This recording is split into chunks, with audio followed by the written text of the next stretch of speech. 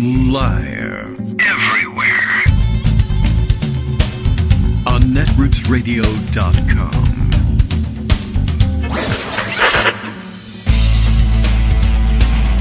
David Waldman. Kagro. In the morning. Now, here's David Waldman. Hey, good morning, everybody. How you doing? It is Wednesday, July 30th, 2025. Time to start this all over again and do another show. It's almost the end of July, almost on our way into August, the dog days of August. The days choked like a dog in August, and we're almost there, but not quite yet, not until Friday. Weather's supposed to break, around here anyway, on Friday, somehow. Supposed to come in with a storm front, and I guess, and not the Nazi kind, although they'll also be coming, I'm sure, and break the heat wave that's had us in its grip for some time, and I don't know, for the foreseeable future, we'll see whether it really cools off and stays in the 80s, although very often with the heat index that seems like 90s anyway. It's just that we've been living in the 90s, like Trump, and with the heat index and the feels like temperature, as they now call it, well over 100 for several days in a row, and I'm ready for it to be over. In other weather news, I don't really know why this gets included with weather, but it does. Giant earthquake in Russia, is that where it happened? And tsunami as the effect on American shores and elsewhere. So lots of evacuation going on. I don't think a major damage is predicted, but basically wanting to get everybody out of the way, and then that causes its own chaos. Hawaii, portions of California, I don't know where else the tsunami warning might have been placed, but that actually brings us to a different topic we'll have to address at some point during the show. As we mentioned yesterday, the New York centric focus, the East Coast centric focus of the news media and its impact on the way things like this get covered. Oh, well, tsunami, Hawaii. Oh, it's a state, sure, but, well, they're several hours behind, and it'll be hours before they figure out we're ignoring the tsunami warnings, I guess, in the West Coast and Hawaii. But, well, look, that's just kind of it's the way it is, and there's not that much that can be done about it. The question is, how hard will we try, if at all, to come up with something different? All right, well, at any rate, we have lots to catch up on. Jeffrey Epstein, still dead, like Francisco Franco, but still in the news somehow, regardless. Okay, time now to bring in Greg Dworkin, who's been collecting stories to share with you. Let's bring him in with a little piano flourish today. Greg Dworkin. Hey, good morning, Greg. How are you? Hey, good morning. That wasn't bad. Yeah, it's a nice little thing.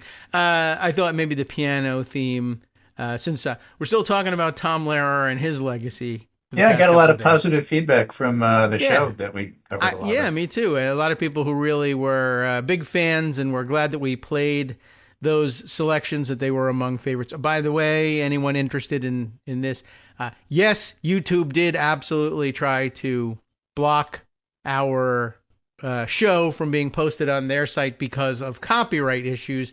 There were two claims, of course, made on copyright as we played two songs.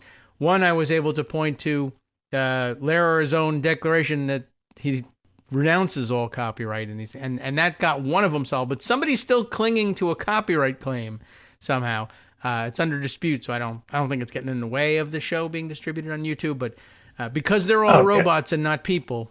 Yeah. Are you saying we should play another one today? I mean, yes. We never did the elements. That's true. We could always do that one. I didn't get around to playing the ones that I thought were interesting from my own childhood, because he wrote songs and performed in some cases the songs as well on the children's television programming, The Electric Company, from back in the early 70s. So, well, that was probably interesting in terms of sounds and phonetics and stuff like that. I'm guessing that the Electric Company did not play Poisoning Pigeons in the Park. No, that one was not on their playlist. And in fact, that's too bad, because that's one of his best songs. We absolutely have to do that tomorrow. Well, all righty. And we can do it forever because there's no copyright. Right, I'll set that up for tomorrow. But in any case, a couple of things that are worth mentioning. I did get lots of positive feedback. Somebody pointed out to me that Nikolai Lobachevsky actually is an absolute mathematics superstar. basically credited with being one of the inventors of non-Euclidean geometry, for example, which, if you're in the field, is sort of important these days and Well, changed the way everybody Euclidean, looks at geometry. it's too woke. And, too woke, I suppose. Yeah. Well, other things to mention, though. You mentioned that it's odd that earthquakes are included in weather. Yeah, I don't know where else to put them, but But, sports. listen, meteorologists exist so that they could tell us when the Earth is going to get smacked by a giant dinosaur-ending event. So why not include I guess so. tsunamis? Yeah, putting the meteor in meteorology, I guess. Yeah, why Keep not? the meteor. There's your T-shirt for you guys. Keep the meteor Right. in And meteorology. these and hurricanes, tornadoes, Why is it called cyclones. meteorology? These are all disasters. So basically, this is Yeah. disasterology, and that's what they do. Yeah, I mean, like I said, I don't know where else to put it. I mean, eventually it'll be in obituaries, true, but at the moment, no. It's not a sport. Cooking society pages. No. Yeah, eventually you're going to wind up in the tombstone epitaph, Yeah, they cover it very well, but and I guess I don't know. Tsunami feels it's more science-y. weathery than an earthquake, but yeah, I guess maybe I think of a meteorology and weather as well. Everything from the ground up could be, but if the problem is shaking underground, I don't know who to ask though. Miners? Well, if you keep looking up, you're going to step in it. That's all I'm telling you. Geologists? Okay, right, okay. Well, look, I don't care who reports it, just so long as they do. And I don't know. The West Coast has been underrepresented in the in the oh my God panic column. Well, of course, today. the actual news that I understand from what I read this morning is that Hawaii's in the clear. Good. They got some flooding, but nothing Wonderful. terribly major, and probably California as well. But we'll see. Yes. On the other hand, when you started your intro by talking about New York-centric stuff, I thought you were going to be talking about Mamdani and the New York City race. And No, so because I'm then we wouldn't be prepared for able to do that. it. You went in a completely different direction. Well, I thought about that, and I thought actually, I mean, the coverage that this thing has been given and the panic that surrounds it, I think, is also a symptom of New York-centric news, the news world in the United States. Absolutely true. But then I knew, well, I don't know. Now we're all into it, and I want to hear how it comes out, and I want to hear the news about it. So New York-centric, to be sure, and just to continue being New York-centric. But that's how the Jeffrey Epstein story keeps going. That's true. Okay, too. I don't know. Yeah, but now I want to see how it turns out. What's going on here? Oh, why is it still in the news? What is it today? So we'll cover that a little bit, but probably after the break. I do want to start with the mayoral election in New York City because there's some fascinating polling that came out. Because it's New And York. I sent you a link to Zenith Polls and Public Progress Solutions. Zenith Polls is Adam Carlson, pollster who I sometimes cover because he's very active on social media. And if you don't have time to listen to the whole show, let me just give you the vote for mayor likely voters, but I'm going to go over some of this data because it's absolutely fascinating. Zohran Mamdani, 5-way race. Mamdani, Cuomo, Curtis Sliwa, the Republican, Eric Adams, and Jim Walden, an independent that you never heard of, who gets 1%. In this 5-way race, Mamdani gets 50%, enough to win. Remember, there's no ranked choice voting in the actual general election. Oh, well, then 49 is enough to win. You could win with 34% if everybody else splits the rest of the vote. Yeah. So he gets 50. All right.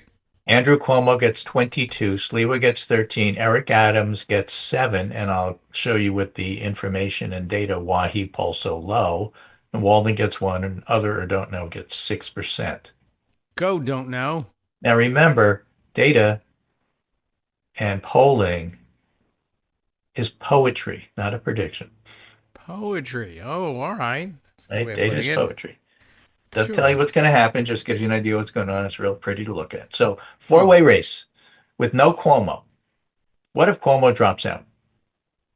Mamdani gets 55. Sliwa goes from 13 to 16. Adams goes from 7 to 14. Walden goes from 1 to 4. And don't know almost doubles. It goes from 6 to 11.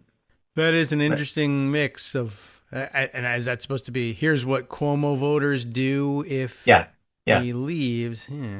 Yeah. Well, what about no Adams? Yeah. Mamdani gets 51%. Cuomo gets 25. All the Adams voters go to Cuomo, and he goes up 3 points. That one makes sense. Sliwa gets 15, 13 to 15. Walden goes from 1 to 2, and don't know is still at 6, because if Yeah, it's well, there's not that Cuomo, they much to already know split what they're up. doing. Yeah, okay. Head to Cool. head, Mamdani, Adams, All right. just the two of them. Oh, Mamdani 59, Adams 32.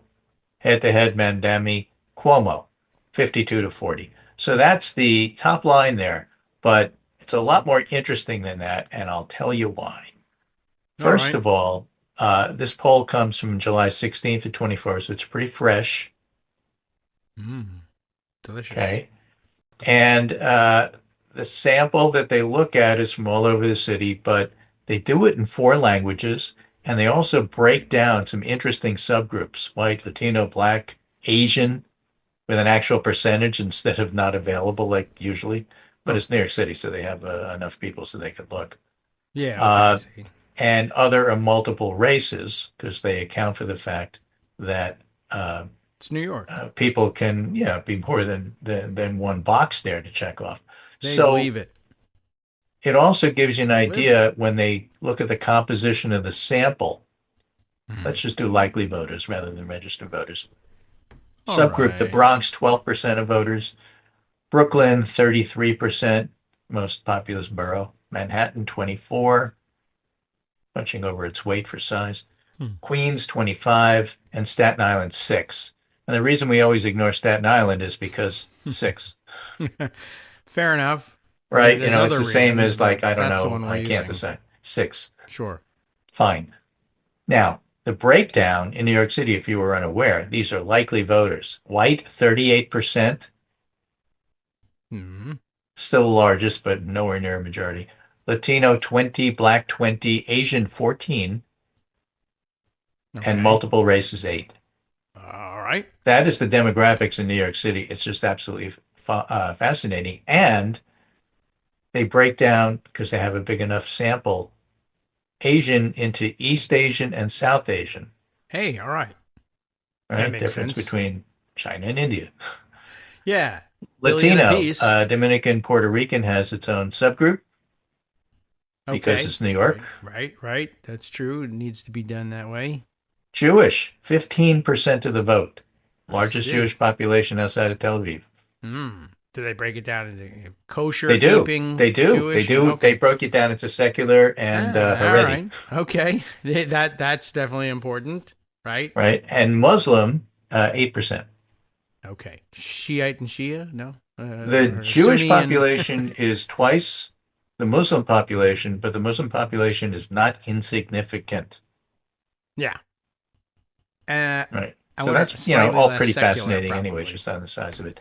And as Adam Carlson writes, or at least the slide that these two companies produce says, this is the only publicly released poll of the 2025 New York City mayor general election that offers the option to take the poll in 4 different languages, Hmm. the largest sample size of any publicly released poll to date, second largest sample size of any independent New York City mayor poll this entire cycle, second to Marist, and that was Okay. only the Democratic primary.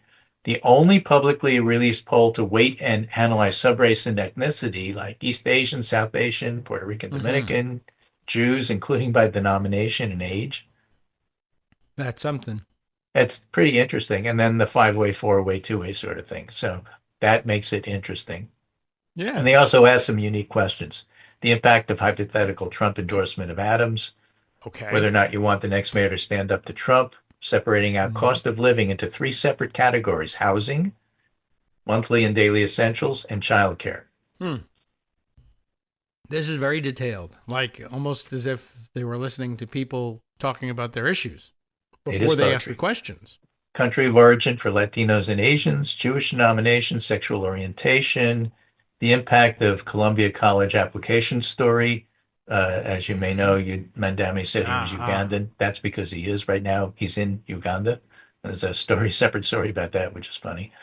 Uganda, Whether you Uganda. own or rent a home in New York, whether you own a car or not in New York, which is a big deal. Many people don't own cars. Sure. How often you take public transport, language spoken most often at home, and born in the Hmm. U.S. versus moved here under 18. Okay. or born in New York City versus moved here under 18 Hmm. versus moved here as an adult for all of those. Yeah. So those are all really interesting categories. And when you think about New York, it all makes sense. Yeah. Favorite pizza? When I say New probably. York, I mean New York City. Yeah. Satisfaction with direction of Not New York Binghamton. City. 70% of New York City voters are dissatisfied with the way things are going. Net satisfied minus 40. Dissatisfied 70%. That too is very New York. Yes, but if you're Eric Adams, those are not good numbers. Right. You don't want that. But if you're Woody Allen, it's something to talk to your analyst It's something to about. make a movie about, right? Most important issues facing New York City: cost of housing, 65% rate that as the most important issue. Mm-hmm. But you can rate more than one issue. Cost of groceries, household essentials, 58%. Crime and public safety is 51. Eric Adams is already trying to capitalize on the shooting in New York, saying Mamdani is against public safety. It's not only not the top issue, Yeah. the problem is that the guy got his gun in Nevada, but that's another story for another day. Well, that and Eric Adams is the mayor and Mamdani is not. Correct. Homelessness or housing insecurity, 45. Public transport, 40. He's going to make the buses free. It's not really the major issue here. Cost of housing is.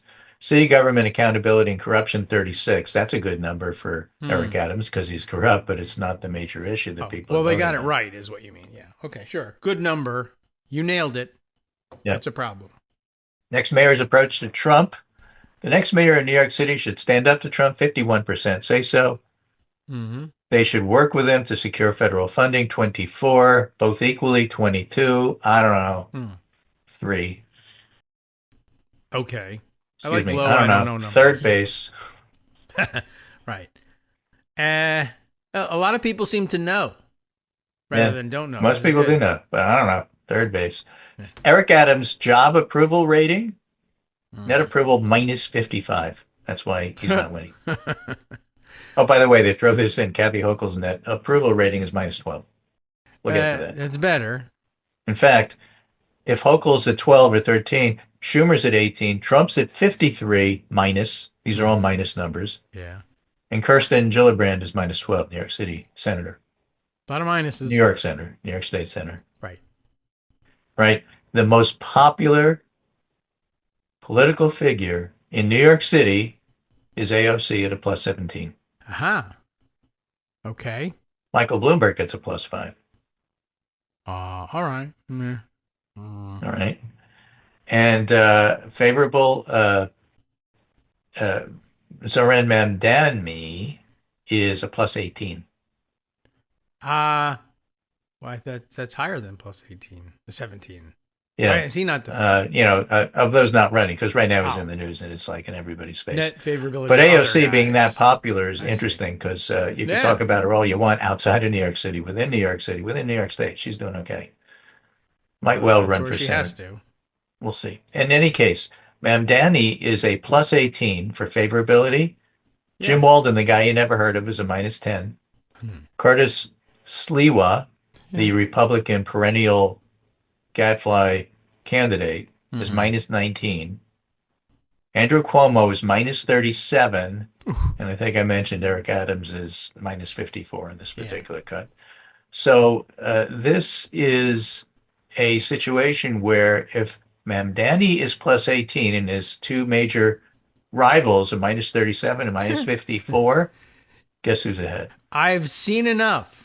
Someone. Yeah, would say. pretty much. Okay. Well, you got to. Here's more. Okay, you haven't voted yet. The election isn't until November.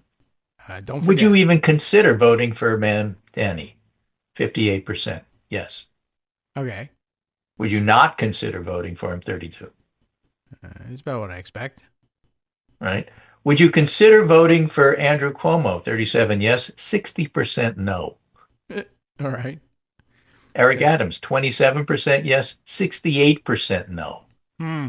Curtis Sliwa is 26% yes, 59% no. So you're saying there's a chance for Curtis. So you're saying that Versus these are not good numbers for anybody running against Mamdani. I keep thinking like he's going to be the winner, and this is why. And some observations here Gotta from play the poll. game. Mamdani's a clear favorite. He's the only candidate with a positive net favorability rating. He performs much better among likely voters and registered voters, which means he's bringing in new voters who are going to be enthusiastic about coming to the polls. Mm-hmm. Even among registered voters, a majority would not consider voting for Cuomo. Adams has no path to victory. Sliwa wins about 15% of the vote when he's included. If he remains an active participant, he pretty much dooms Cuomo and Adams. Okay. And Cuomo would be the strongest candidate against Mamdani, but for him to have any chance, he needs to have the others drop out, and he's got to bring out people who don't normally vote or haven't been voting. Yeah. That's not going to happen. Also, Mamdani is ahead among New Yorkers of all races, income brackets, education levels, genders, and major religions. Mamdani leads in every borough except Staten Island. Staten Island is the conservative home of cops, firefighters, and ethnic New York, of the white, Irish, and Italian voters who used to completely make up Staten Island. There's now enclaves of other people. The city's changing. Vampires. But it's still different and separate from the rest of the 5 boroughs of New York. Yes. And separate from Bayonne and Perth Amboy, New Jersey, despite the fact that it looks like very it's part close. of them. Cuomo doesn't lead in Staten Island or anywhere else. Okay, Mamdani is a plus 41 in Brooklyn, the most populous borough, and plus 32 in Manhattan. While Mamdani dominates renters and public transit riders, he also leads among car owners and homeowners, which is surprising. The socialist. In addition to more well-known groups in this coalition, and also if you own a car and a home, you're out on the outer fringes of the 5 boroughs, you are probably more likely to be white ethnic, and you're probably more likely to be slightly better financial situation. Yeah, with the home and the car.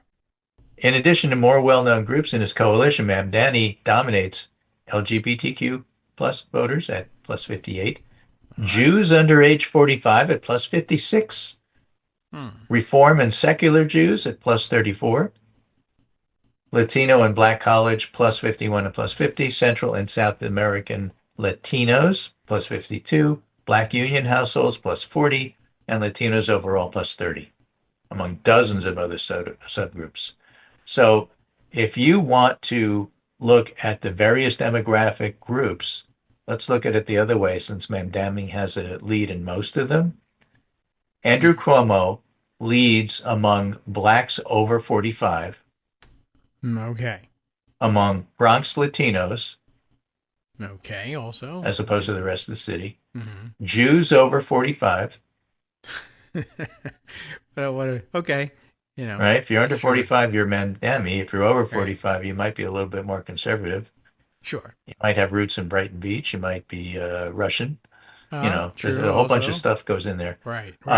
Good point. Women over 55, Latinos over 45, conservative Orthodox Jews, 65 and up, men 55 and up, white 45 and up. So Andrew Cuomo basically is skating by on his father's name recognition. Yeah. Well, and by people who are closer. Well, actually, they're closer in age to Andrew than to. But there are certainly some voters who I guess still closer in age to Mario. Which Cuomo was that? Okay, Chris, Mario. I don't remember. Curtis Sliwa. Yeah. Leads among people who live on Staten Island. It's a demographic group, I guess. Sure. White Catholics, white union households, and white non-college. In other words, people who live on Staten Island. Yeah. This is Staten Island cut 5 ways. Yeah. Okay. Best demographic groups of the 5, Walden, Adams, Sliwa, Cuomo, Mamdani. Who do you want to know about? Who are their best demographic groups? Walden. Who's Walden? Yeah. Walden leads among Black college. That's good. That's his best group at 5%. Oh, I mean, they're not talking about who leads each individual group, but within that group, what's your best one? Okay. Like Mamdani could have 95% of Black college, but Walden's best group is Black college plus because he's at 5. Interesting. And I see that slide. And his second group there is white college. So at and 4. Latinos. Right? These college. are people who read the news who at least recognize his name. I guess that's it. right? And it's And also 200,000 plus household income. yeah. I was wondering, like, well, what's he saying to people? And now I'm curious, like, is he really interesting, like a lecturer or what? Right. But not, Now, like, let me read you the Curtis Lewa stuff, the yes. Republican. He's at 13% in the polls, All right. as opposed to Mamdani's 50 in a five-way race. Let me read to you Curtis Mamdani's best groups and tell me whether or not you sense just your gut feeling, if you sense any pattern here. All right. Well, who are we reading? Which candidate? Curtis Lewa. Lewa. Okay, got it. He's right in the middle of that slide. Yeah, with the beret. With the beret, because he wears a red beret. That's his signature thing. He's been wearing that for 40 years. He never take it off. I think he showers with it. So Curtis Lewa at 13% in the polls. Yeah. Right. Here are his 5 best demographic groups. All right. Staten Island, where he's at 45%. Yeah. Remember, you're looking for a pattern. White Catholics at 41. White union households at 40. White men at 27. Uh-huh. White non-college at 33. You sense any pattern here? Yes, a non-Euclidean pattern. Yeah, exactly. It's okay. Yeah, He's getting the Lobachevsky vote without question. True. All right. White everything. Whitewater tires, whitewater rafting, all of these things he leads in. Yeah. Great. Amazing. So, yeah, that tells you everything you need to know about Curtis Lewa. I guess so. Whereas Eric Adams, his best groups, remember, he's only at 7% in the polls. His best group is conservative Orthodox Jews. Interesting. Yeah. Anyway, more after the But break. only at 27%. So what did we find out where the bulk of conservative / Orthodox Jews Cuomo. are? Cuomo? Okay. Yeah. Yeah, there they are. I know Jews 45 plus. Okay. All right. Very good. All right. Let's check in with the whole commercial break thing and see how that's going. They're very positive, net positive for these breaks. Hi everybody, this is Scott Anderson, your summary guy. Were you looking forward to an egalitarian democracy free of bigotry, misogyny, racism, and greed, where people of different appearances, belief, and heritage had a right to live without fear, and everyone could expect a basic level of health, stability, and safety throughout their life? Well, too bad. The plain fact is that we're heading in the wrong direction. And where we once had a voice in such things, increasingly we don't. Not exactly the kind of news I wanted to share, but there it is. However, if you're looking to join people who understand today's issues and can intelligently address the reality of today from your point of view, you can join us at Kagro in the morning. As you know, there aren't many of us out there, at least compared to them. We need to stick together, and by that I mean send us money. That is contributions to patreon.com, secure, reoccurring contributions. Those contributions keep this show in the air and us together. We've been through a lot together. The temporary loss of the presidency, we hope. The temporary loss of the House, the Senate, the Supreme Court, we hope. Face it, we are pretty much all that we have left. Remember, we couldn't do it without you, and you shouldn't do it without us. We're in this together, so thanks. All right, welcome back now to the Kagro in the Morning Show here on Netroots Radio, and welcome to the lawn guys, you say, have arrived, Greg? Yeah, you can hear a buzz in the background. All right, well, everyone likes to have a little buzz in the background. Nothing wrong with that. Nothing wrong with that. 9:30 in the morning. So, looking back at Mamdani here, who is up for grabs in this race? And again, the national implications of this are actually pretty significant, but not in the usual way. It's not like you can replicate Mamdani everywhere else so that New York City voters are representative of Democrats and regular people everywhere. None of that's true, but some of the highlights of how Mamdani is ahead are very much relevant. Okay. So for now, who's up for grabs in New York City? Blacks over the age 45, black women over the age of 55, blacks altogether, black non-college. These are all up for grabs. Interesting. Do not speak English at home. 9% are up for grabs. 9. Most of these are not in double figures. And so people in New York are pretty much already made up their mind. Yeah, interesting. We can look at it by gender and sexual orientation. interestingly, Mamdani does better with men at 52% than women at 49. That is interesting. I mean, I don't know that I would have guessed that, although, 50-50, I suppose my chances I would wouldn't be. have guessed, given Yeah. all of his problems for why he was kicked out from being governor. Cuomo does better with Oh, women than men. yeah, that's definitely 26% for puzzling. women, 22% for men. And I thought, yeah, I mean, and also Mamdani, charismatic, video-oriented guy, and so it's working with the Well, younger folks. yeah, That's but catching that's on. where you have to look at the age groups, and there's just Yeah. fascinating stuff in terms of how this breaks down. Not necessarily the way you would think, but age groups does. So Mandami again in the five ways 50%, but between 18 to 34, Hmm. he's at 82%. Wow. Yeah. And that's Well, who there came you out go. and That's voted. the answer. Yeah, and that's where he's. And look at Whereas this. Yeah. Cuomo wins the plus 55, 33 Yeah. to 28. They're not watching the videos anyway, Yeah, or they're much 35 to less video 54, oriented. 50 to 24. Those videos are key. Yeah. If you And know about we're going to talk Mamdani more from about that. TikTok, you're into him. And by the way, if you're Asian 18 to 44, forget about it. There's not. You were saying who's up for grabs? Not them. Not them. 89% of registered voters 18 to 44, Asian voters of all kinds, I guess, 18 to 44, kind of locked in. Right. Huh.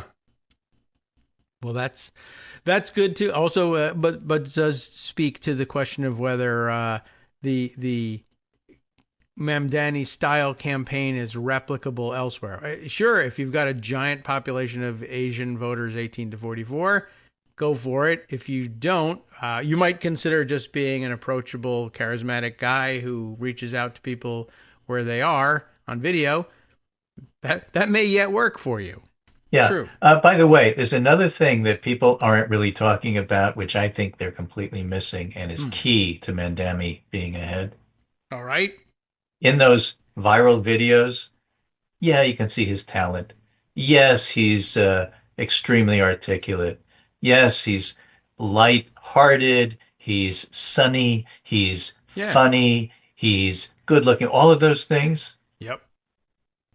But there are two key parts to the video. One I've mentioned before, and one I'm going to mention now. The first thing that I've mentioned before is he talks to regular New Yorkers. You hear their voices, you hear their accents. They come up to him and say, "I'm voting for you." It is just really, really powerful when he does that. Yeah. But more importantly to me, and why he's winning, he's almost always eating. He That is a stops big at deal. every single different bodega or food stand, gets something to eat, and eats it. Yeah. Voters We're are not talking jealous. about John Kerry putting Swiss cheese on his Philly cheesesteak. Right, true. I think he takes the special as it comes. Yeah. That's And important. you intuitively know he understands what he's eating and he likes it. It's probably Yeah. not spicy enough for him. Maybe. And if he doesn't, he'll probably say, "Hey, what is this? This is great," as opposed to, "No, thank you. Don't give me one of those on camera." You simply cannot replicate that kind of authenticity. Yeah, well, that's street food is, well, it's very hot. Certainly among that also accounts for, voters from age 18 to 34. A lot of, I mean, nothing hotter than street food and food trucks for Right. adventurous people. Now, being a native New Yorker, I found this next set of poetry statistics just fascinating. All right. Vote by Latino subgroup. Latino subgroup. Zohran Mamdani is leading Cuomo 54 to 24 total Latinos. And he does a little worse in the Bronx. He does a little bit better in Brooklyn. But if you break out the subgroups, and again, when you break out subgroups, don't go by the number exactly. Just look at the trend. In other words, if he's leading, it's telling you he's leading. You don't have to, go to the bank with those specific numbers. He's leading by 9. He's leading. That's the point. All right. So Mamdani over Cuomo with Puerto Ricans and Dominicans. All right. Been here a long time. Right? The Columbia, George Washington Bridge areas. Power base in city politics. Puerto Ricans and Dominicans, 41%. Andrew Cuomo, 32%. Yeah. Okay. Central and South American Latinos. Newer. Mamdani 67, Cuomo 15. Oh, yeah. Right. That's- Right. That's who Cuomo's been when he was governor. Or I guess maybe what people expect if he were the mayor, he'd do this. He and Adams. That's who's rousting the Central and South American Latinos and sending the cops after them. Exactly right. The other guys. And does it matter? Yeah, it matters. Yeah, they know. All right, interesting. Yeah, Right. but yeah, the older line, established Latino communities, the Puerto Rican and to some slightly lesser extent, Dominicans, but who are kind of old line and actually have their own power base and frequently represented in the deputy mayor ranks, etc. Mhm. Less enthusiastic about Cuomo than you might think, though, and he's not leading with them.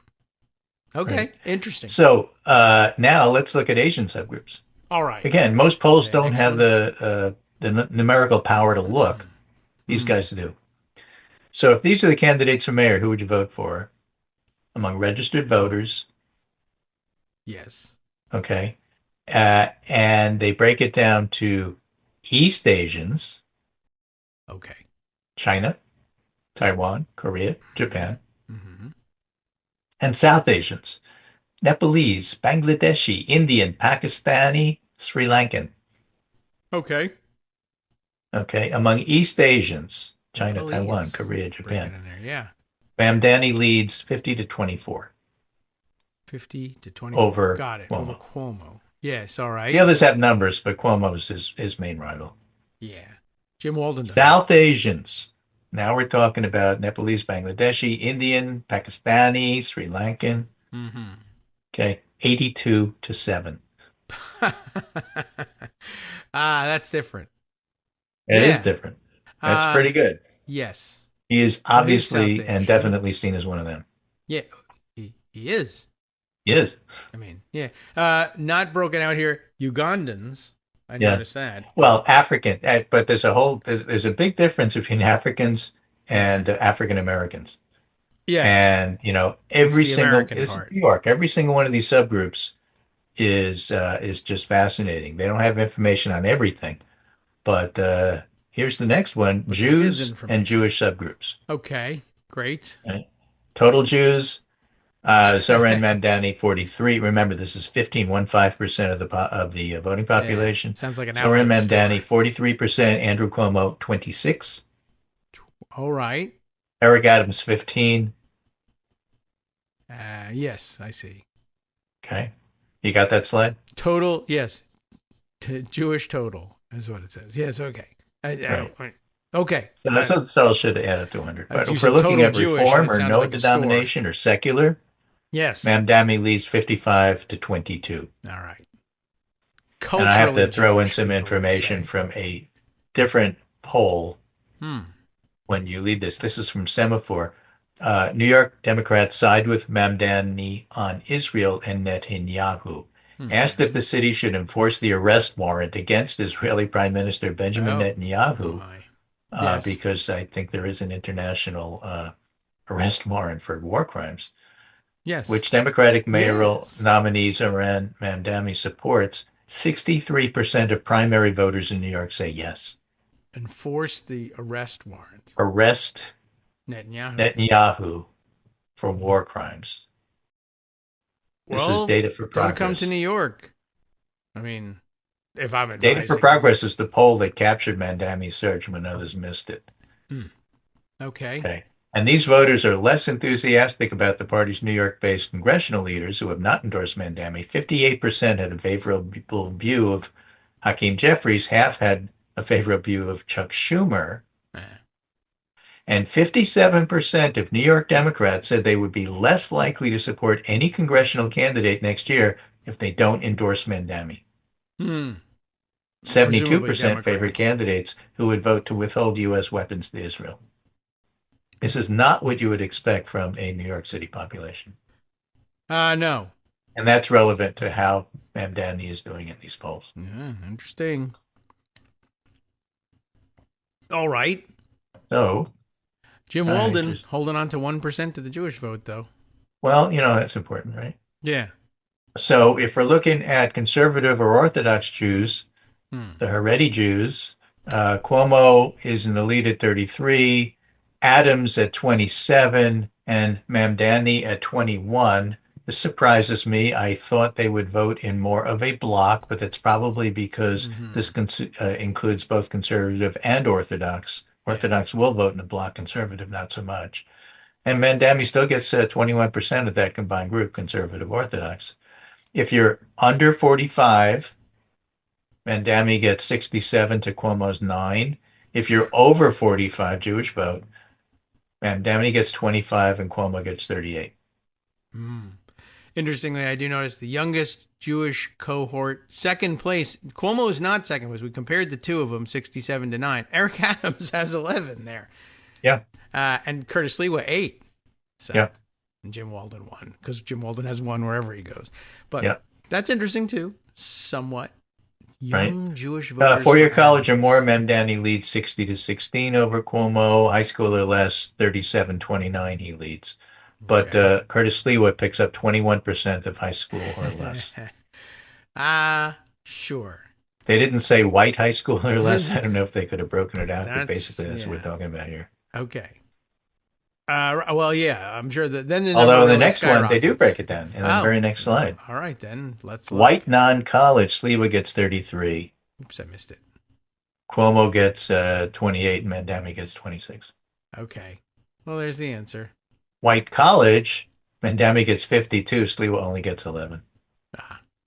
There's the answer. All right. White non-college. Okay, 33% for Lewa. Union household status. Again, a big enough sample they can break out race. Yeah. Union households, Mamdani leads over Cuomo and Lewa. Adams isn't even in the picture. Union households, 45 to Mamdani, Cuomo 20, Curtis Lewa 23. That's because there's a lot of white union households where Lewa picks up 40% of the vote, and black union households where Mamdani gets 57% of the vote. Okay. All right. And then, home and car ownership, interesting, public transport. And if you look to see how these Democratic primary voters voted in 2025, how 2021 Democratic primary voters voted in 2025. If in 2021 you voted for Eric Adams, you're now voting for Cuomo. If you voted for Maya Wiley or Andrew Yang, who, by the way, was running back in the day, if you remember his name, you're basically voting for Mamdani. Okay, interesting. That's a wild swing all by itself. Yeah. I would like to not talk to the Yang Mamdani voters, I think. Right. This is interesting. I'm glad they're there. A lot of people in New York City weren't born there. Right. They moved there later. Some as a child, some as an adult. Sure. It's a magnet. Mamdani gets the 50 to 22 win over Cuomo. But if you were born in New York City, yes, Mamdani leads Cuomo 43 to 25. If you move there as a child, he wins 52 to 20. If you move there as an adult, 66 to 18. It sort of makes sense. I mean, if you're not scared of New York City and you're afraid to be there, like a lot of right-wing influencers who tell you it's a hellhole and you can't go there and you'll die. Yeah. If you don't believe that and move to New York City anyway, you're probably not a follower of those people who tell you not to move there. Right. Even though there is such a person, Curtis Lewa. Don't move here. I am here, which is reason enough to stay away. But it's the crime, actually, that I'm saying is the reason. Yeah, a lot of right-wingers just think you'll be murdered the minute you set foot in New York. Right. Now, this is, again, where it starts to be a little more national. Some of them should be, but they're not. Yeah. What's your most important issue and who you're voting for? All right. I'll give you some choices here. Tell me what your most important issue is. Is it housing, cost of housing, cost of essentials, yeah, crime, homelessness, public transportation, city government, corruption? Which of these is most important to you? Me personally. Yeah, pick one. Man, none of those are okay. City government corruption. I don't know. Sure. Yeah. So if you believe that corruption is an important issue, you're a Mamdani voter, 50 to 17 over Cuomo Huh. and Sliwa, Well, geez, and nobody who thinks that corruption is important is voting for Adams. He gets the others don't know number of 6. Yeah. Jim Walden doubles to 2 on that. Yeah, yeah, That must be his message. pretty good. Okay. What about crime and public safety in the news yesterday because of the shooting in New York City? Sure. Okay. What about it? If crime and public safety is your major issue, Zohran Mamdani gets 30, Cuomo gets 28, Curtis Lewa gets 22, and the tough on crime mayor, Eric Adams, gets 12. So he can highlight that issue, but it's not going to win it for him. Why is Cuomo's number in a red box on this if Mamdani is outperforming him? I do not know why they did that. Okay, that's other just than wrong. to highlight that when you go down the Cuomo line itself, that's his best issue. Oh, I see. All right, I guess that doesn't really explain it either. But okay, Mamdani seems to be crushing everybody no matter what your issue is. Right. Now, of course, what's the major issue that people said was important to them? Cost of housing. Right. Right. And that's Mamdani 62, right. Cuomo 19, Sliwa 7, Eric Adams 5. This is the main issue that's winning the rent for him. It's too damn high. Right. If you think public transportation is important, you love the idea of free buses. Not that he has the power to do that, and not that that'll happen. Mamdani wins 62 to 18 over Cuomo. But cost of housing is the most important kitchen table issue. That's right. It's where the table for is everybody. And Democrats nationally ignore that at their peril. Cost of essentials, again, Mamdani's a winning 51 to 24. Yeah. So these are the issues that people actually do care about. That is interesting, only because you said that. You said, well, national Democrats ignore it at their peril. And I laughed because, national Democrats are constantly saying, kitchen table is the only thing to focus on. And in fact, forget what Trump is doing. Well, then you should be endorsing Mamdani. You would think. And yet they're out there saying, no, I endorse kitchen table issues, but not that guy's kitchen table. First of all, he walks around eating. He never eats at his kitchen table. He's in the streets like some kind of a weirdo foreigner. I like to pick up my food and bring it home and eat it at my kitchen table. That's why I don't know. It's very odd, right? All the people pushing kitchen table. The kitchen tabliest guy they've got. Yeah, the kitchen table is voting for Mamdani. What's your issue? The kitchen table is his campaign manager. Right. And like everything else. Not like that. That's not what I meant. Something different. Exactly. Yeah. If you're very progressive or liberal, you're Mamdani 83 to 7. If you're somewhat progressive or liberal, I'd probably put myself in that category. All right. Just because everybody's either to the left or the right of me. Which reminds me, that's the big political event of the day that I forgot to talk about. Oh. What is it?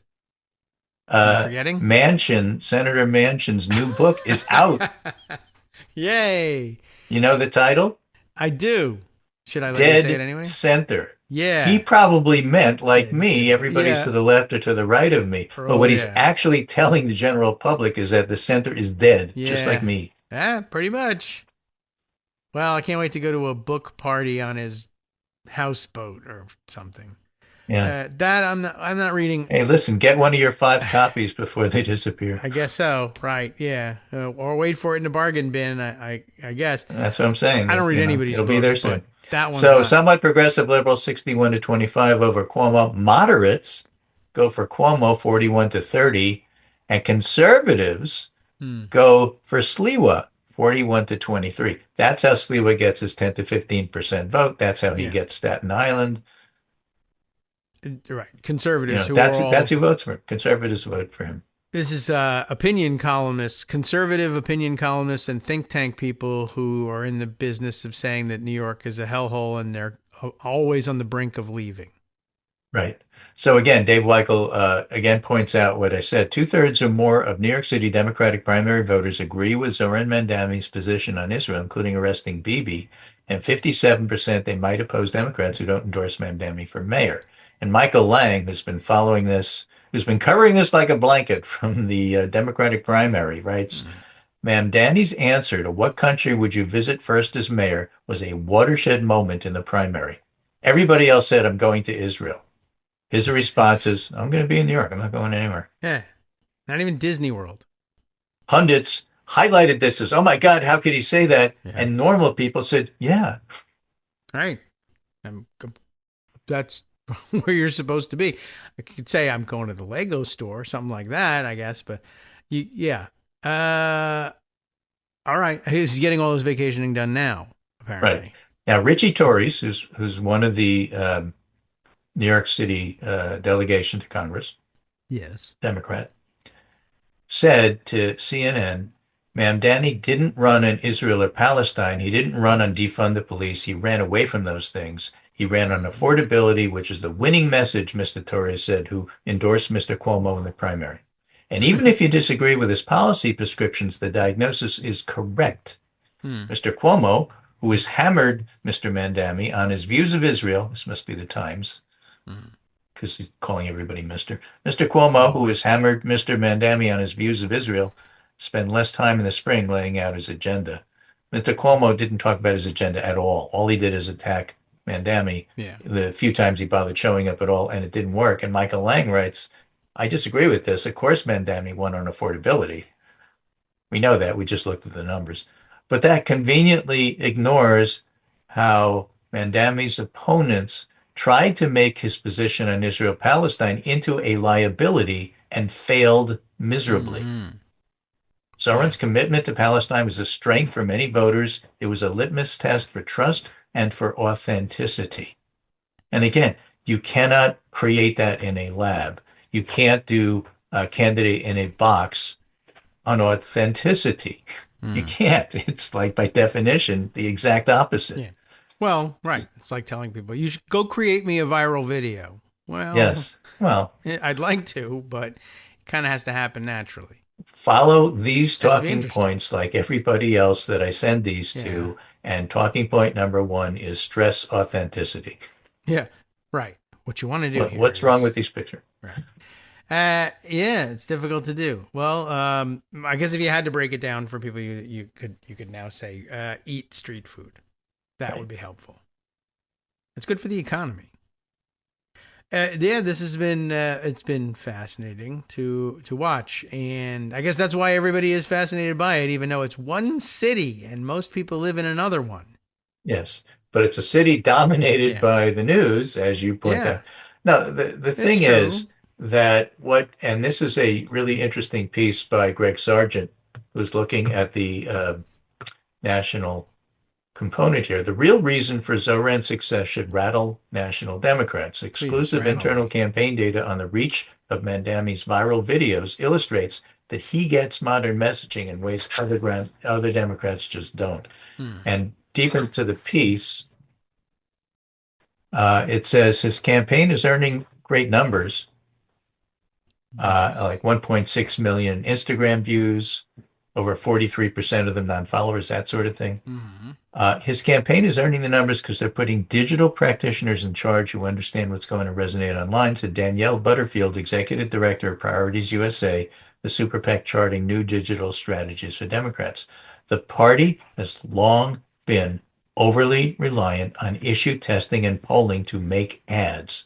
Butterfield notes that Mamdani's approach is based on the intuition that letting him speak authentically to what he believes will break through on the internet, understood as an entertainment and social vehicle where the competition for eyeballs is relentless. Yes. So him genuinely and authentically eating a burrito or something spicy from a food stand or food cart, and then talking to the food cart guy about, how expensive it is to make a living in the city. That just hits you right in the gut. Yeah. And, it is a lot. There's a lot of other factors in it, and it may, like we keep saying, it may not be entirely replicable, and it's certainly more resonant in New York City, where you watch the video and say, I know that truck, or at least I know where that truck's parked. I'm going to go try it now. I can see where they are, and not so much the case in a widespread, far-flung suburban, exurban congressional district, but in New York, it's tailored to the locale, and not in a contrived way. It's just, I'm just living a New York life right in front of everybody, and you can see that. Whereas, Cuomo always looks like he's been planted somewhere, and then when he's not being planted, he doesn't live there. But what if Mamdani basically said to the camera, listen, fire all of your too old, don't get it, aren't online enough consultants, and be yourself and be authentic. That's what's roiling the Democratic Party. They live by those consultants. Yeah. Well, yeah, and in some cases, like I say, they might be necessary in other areas of the country where, okay, I'm going to go eat street food. Well, A, there isn't any, and B, if you did, it'd be, which Bed Bath & Beyond is he in front of? I don't know, the one in Smithville or the one in Jonesville? No idea. Well, I would argue, so you think they're essential in other parts of the country. So which losing campaign would you like to emulate?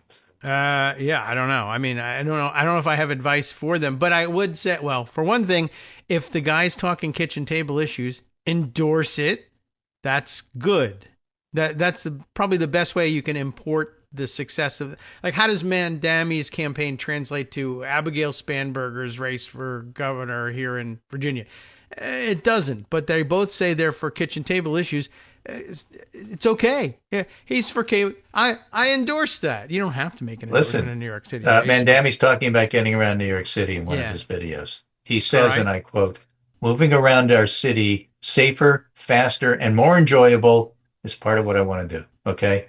And this is Greg Sargent emphasizing this. If you're Abigail Spanberger and you're talking to Northern Virginia, Nova. That's us. Yes. And you want to talk about moving around, being faster, safer, and more enjoyable? Oh, I don't care. That's a winner. That's right. It is. We know that from much discussion of what's going on. Right? Danica Rome, right? Yeah. Yeah. Right. Absolutely true. Well, none of this is translatable. Actually, it is if you pick out the right things. Yeah. Get over. And by the way, make it look like you're enjoying running and that you really like what you're doing and you like your constituents. Yeah. That translates everywhere. Yeah. And then throw in some food. A special way of doing that. Yeah, that's true. It's doable. I mean, Abigail Spanberger, I will say this. I imagine she does enjoy this, but it doesn't look like let it show. Joy I want to share in. Be authentic. I guess it's not that she's inauthentic. It's just there's not much. I don't know. At any rate, but by the way, lots and lots and lots of very diverse Asians of all sorts from the East and the South in Northern Virginia. Come up here and have some biryani, I guess, and tour the place and try it all out. All right, welcome back now to the Kagro in the Morning Show here on Netroots Radio. I should walk something back. Although I would enjoy this a lot. I would enjoy doing this a lot. It does occur to me that TikTok videos of Abigail Spanberger coming to Northern Virginia and trying, all the different cuisines on offer here, which it's a fabulous mix of food from around the world. And I guess the Washington, D.C. area and the surrounding area has always been like that. It's always been something of a magnet for immigrants from the farthest flung from our area, from our area's perspective, immigrants from everywhere, every corner of the globe, very often because we've, it's been Washington that's been responsible for bombing that area and making it uninhabitable. And yet still somehow people say, maybe it's just the instinct to move to where the bombs are coming from and say, well, unlikely that they'll bomb themselves, more likely these days more than anything else, but unlikely at the time. I'm not certain what's drawing people. It's much more complicated than that. But I should acknowledge, honestly, that if there was suddenly a flood of videos of Abigail Spanberger trying street food in Northern Virginia, people would say, oh, this is ridiculous. She's trying to be Mamdani, and she's not. And that's not authentic. And that's a good point. That is also true. However, it wouldn't be a bad way of campaigning. It might not be the best in terms of viral video that comes from it, but it wouldn't be a bad way to get on the ground and speak to people. But it's probably also the case, and here I'm sure the consultants maybe have a better point. Northern Virginia probably isn't your problem voter-wise, although it may also be the case that the Southwest is just so impenetrably MAGA that it might end up being the better strategy to wring every single vote you can out of Northern Virginia and the key strongholds of Central Virginia, Charlottesville, and the surrounding environs, and then I guess some of the college towns and the Tidewater. But you could you could get some good food out of it, no doubt about it. And it wouldn't be the worst thing in the world.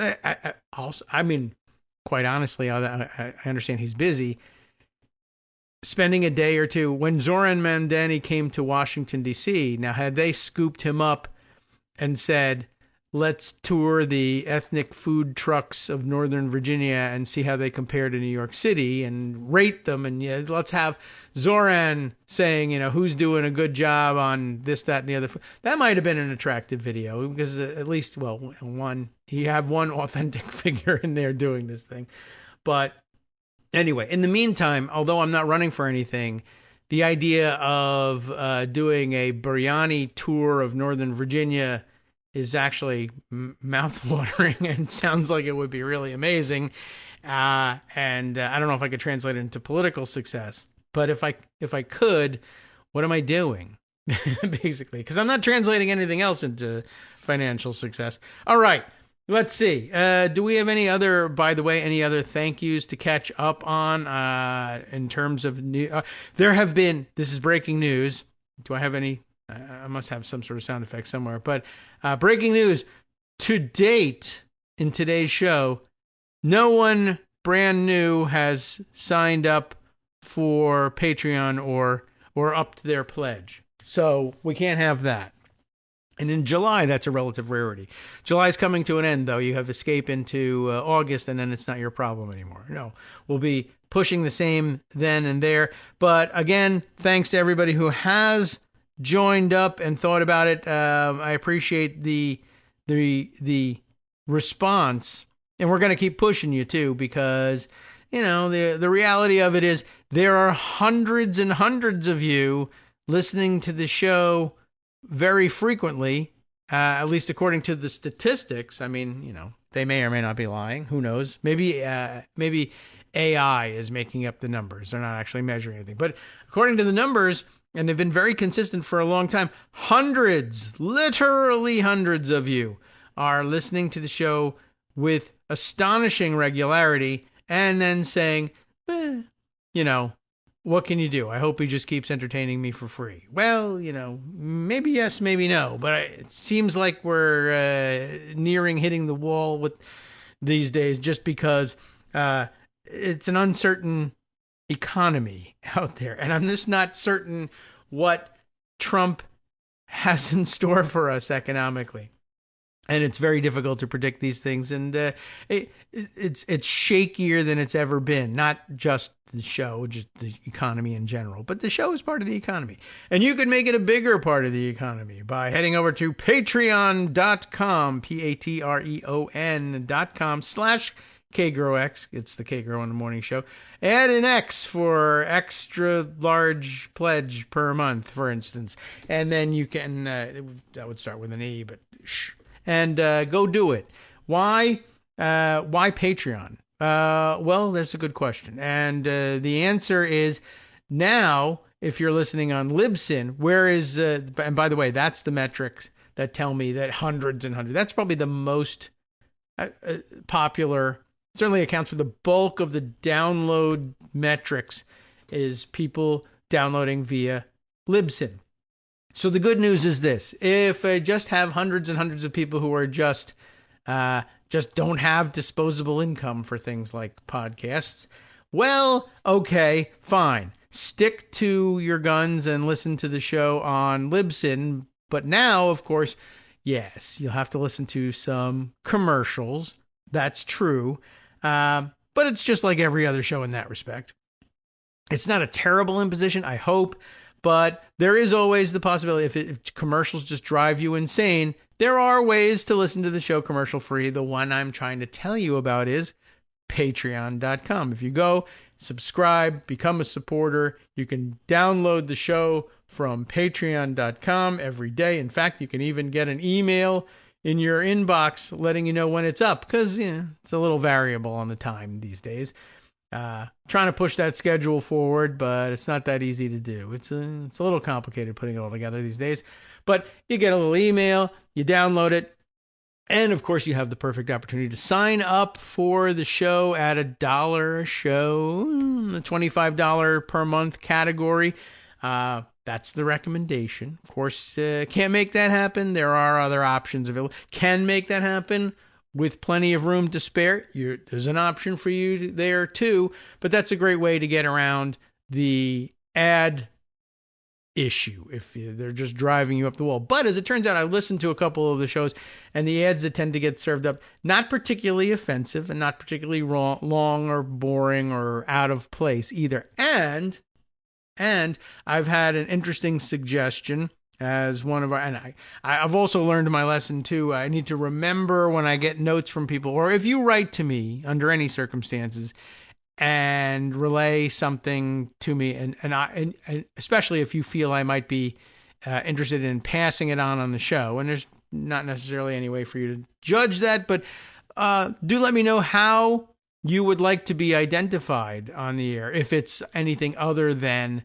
your username or email name or how you sign a thing. And everybody's got their different preferences, whether it's wishing to remain anonymous or wishing to remain pseudonymous or wishing to use your online name because that's the way most people who are listening to the show might recognize you. Whatever it is, let me know. I'll do my best to actually honor that.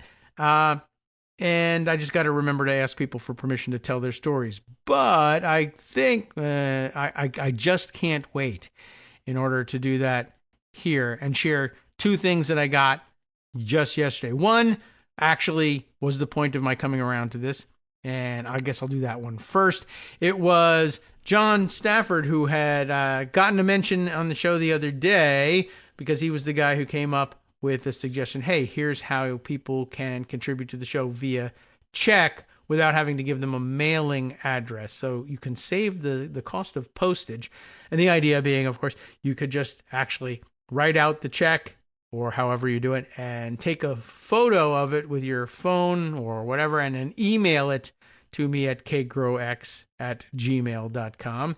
And I can take it from there. And mobile banking apps will accept that, and I can make that deposit, and it works just fine. And I don't have to, go on the air and give out my home address all the time. And you don't have to go buy a stamp, which is much fun as it might be going to the post office for a stamp. You don't have to do it. Now you can spend that time eating ethnic food on the streets of New York City with Zohran Mamdani and see if you get into one of the videos. The other note that I got, but John made an interesting point, which is, one, he was saying, hey, that was actually good on you for going ahead and adding the ads. It's not a bad idea. It helps underwrite the show. There's, revenue out there to be had. Might as well grab it and go ahead. It's no different from any other show in that respect. But also the great suggestion that this might be a place now where Democratic candidates for office might want to advertise. And of course, I guess technically speaking, it may also end up being a place where Republican candidates for office might want to advertise. And I do anticipate that we'll hear some ads like that because the ad buys are programmatic. That is to say, someone's buying them online, usually with the idea in mind, put my ad on a show with political content, regardless of whether it's Democratic or Republican. Sometimes they care, sometimes they don't. So it's entirely possible that, just somebody will say, put me on everything with anything having to do with politics, and we'll hear a Republican ad. Now, we can all stay home and boo. You're all wise and informed people. You'll know who to cheer for and who to boo for. We may also get Democratic candidates who you don't like, and you can say boo, boo, but, keep listening to the show so that you can let us know. We're not going to do anything about it, but we'd like to share the stories. But John makes a good point, and I could pitch to you. This audience is somewhat unique. Maybe you have you may have a product that you actually advertise, and you're thinking of advertising in online spaces like this. Absolutely. You go over to the Libsyn website. I don't know how it works. How you buy the ads, I have no idea. But ad buyers know, and if you're dealing with any kind of an agency, or I guess even if you're buying yourself and you know what you're doing, the Libsyn program is probably something you're somewhat familiar with. And now you can add us to the buy. Why not? it's thrilling enough to hear your own name, I guess, mentioned when you make a contribution, unless I misidentify you, of course, or mispronounce your name. But, what if your product or favorite candidate, if maybe you're running a campaign or something or you wish you were running a campaign, or you'd like to help support a campaign. I don't know how much it costs to advertise in this show. You tell me after you've done it. So that's an avenue also, by the way, if you are an advertiser or have some connection to somebody that does do advertising that you could say, hey, I know a place where you could go. By all means, another way to evangelize for the show. So great idea from John. I hadn't really thought about that being a benefit to having added the advertising program. The other piece of news that I got, and again, here I'll be more conscious of the fact that I'm not certain. John actually liked having his name called out the other day. In fact, he said, because you name dropped me, I'll include another check. As he did, he demonstrated this methodology, and he said, I'll demonstrate it again. So now, of course, that just means I'm just going to say John Stafford's name all the time and see if, maybe another check shows up. How often can I get away with this? But Michael, we'll just leave it at Michael, just because, again, although I'm sure you have no problem with it, I don't know for sure whether you want me to share your name.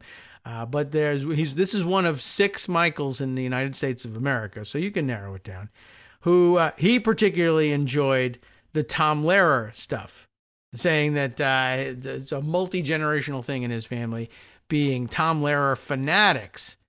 And I hope that you, Michael, also shared this with Greg, and if not, I will. I will anyway. And if you also shared it with him, he'll say, yeah, I know. He wrote to me yesterday. They really enjoyed this, and so he mentions that his family is his brothers, and he know most of the tunes from the week that was, or that was the week that was, by heart, and generally enjoy a chance for a, as he says, boisterous sing-along. So that, I think, that was a nice note. And I did want to share with everybody, although I wanted to play him for Greg at some point, but we're so pressed for time when he's on, and I don't want to get in his way. But I did mention to you all, and maybe now is a good time to do it, that Tom Lehrer, I knew who Tom Lehrer was, certainly, and, mostly really, I think probably certainly from Greg pointing it out. My dad has pointed it out. My mom has, mentioned things that he's done as well. And so I know him, that way. But I also found out, and I guess part of the news of his passing brought to the fore that Tom Lehrer had written a number of pieces and performed a number of pieces, very often accompanied with a animated short feature on the Electric Company, which, I don't know how many years that ran, but that back in the day, that was, I guess it was a competitor, and we didn't think of it that way as 5-year-old kids, but alongside Sesame Street on public television, and but same aim, educational show, and Lehrer has talked about it in performances that he's done. There's some YouTube videos of him describing these things, and usual dark sense of humor. He's like deriding the whole thing, but they're really quite brilliant and educational in a way that I would say is probably on a par with, at least with their potential impact. I guess they didn't run for as long as Schoolhouse Rock did, but teaching kids essentially language skills and reading skills. The one that struck a chord with me was Silent E, which he did for the Electric Company, which I have vague memories of the tune, like having watched it at 5 years old, but definite memories of the animation that goes with it, which is an anthropomorphic letter E, lowercase, walking around with a magic wand and adding an E to the end of other words and changing the pronunciation of them. And I think I can roll some of that probably. Here we are. Who can turn a can into a cane? See? Who can turn a pan into a pain. It's not too hard to see, it's silent E. So you can absolutely hear the Lehrer voice and all that, and the weird lyrical pattern, and of course, so for those of you, the visual part of it is very important, but the cartoon silent E walking around a cartoon landscape in giant oversized basketball sneakers, basically. It's a red letter E with arms and legs, no face in particular, but in the hand is a magic wand, and every time he sings that he's turning something into he zaps it, and the word is displayed on the screen, and the E is there, and then the kids learn the difference in the pronunciation, and there's an illustration that goes along with it. Who can turn a can into a cane? There you are. A tin can turns into a candy cane, and of course, there are Lehrer twists to it all along. The whole thing's only 1 minute and 30 seconds. It's quite delightful. Who can turn a cub? Who can turn a cub? Into a cube. Who can turn a tub? You know what's coming. Into a tube. It's elementary for silent E. He took a pin and turned it into a pine. He took a twin and turned him into twine. Who can turn a cap into a cape? Who can turn a tap into a tape? A little glob becomes a globe instantly if you just add silent E.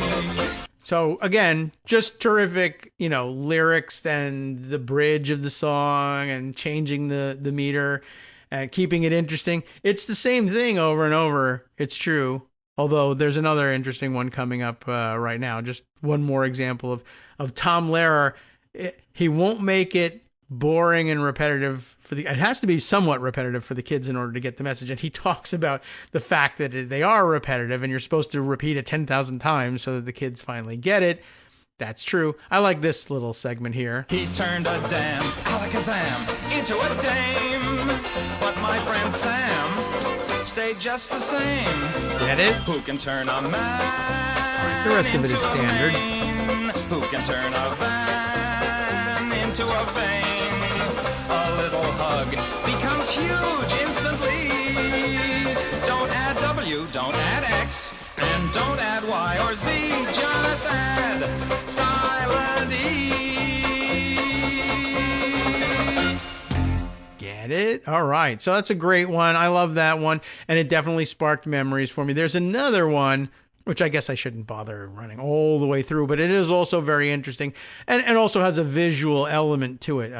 Is there maybe an ad in front of this one, or will it just go What you doing, Zach? I'm rehearsing for our team. One, so I'll get rid of that one. Oh, look at that. It's Zach Braff. Well, doing a ad for T-Mobile, so that'll be of some interest in certain segments of the listening population.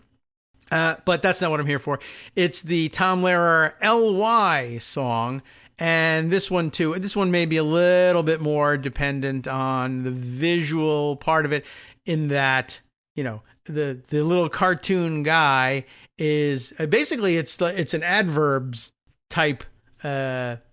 You may remember from Schoolhouse Rock, lolly, lolly, lolly, get your adverbs here. But this is what adding ly to words does, not as a part of speech, but how to recognize the root word of something and how adding ly turns it into an adverb. Did I say adjective? Yeah, I meant adverbs. But at any rate, this one is interesting. And so again, the little guy sings about something and they put the word up and then he adds ly, and just again the patter of it and the lyric genius of it in order to make this simple enough for kids but engaging. And always the secret of these shows was that there should also be some little bit of entertainment for the parents who might be watching over their shoulder or watching actively, hopefully, with the kids.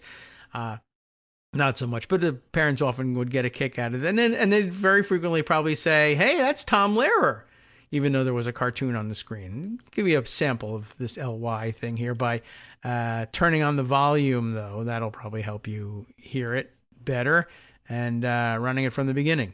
This is Lee. It's spelled L-Y, and it's very useful. Let me show you. There's that music. You're wearing your squeaky shoes, and right there taking a snooze is a tiger. So how do you walk on by? Silently, silently, silent. L-Y.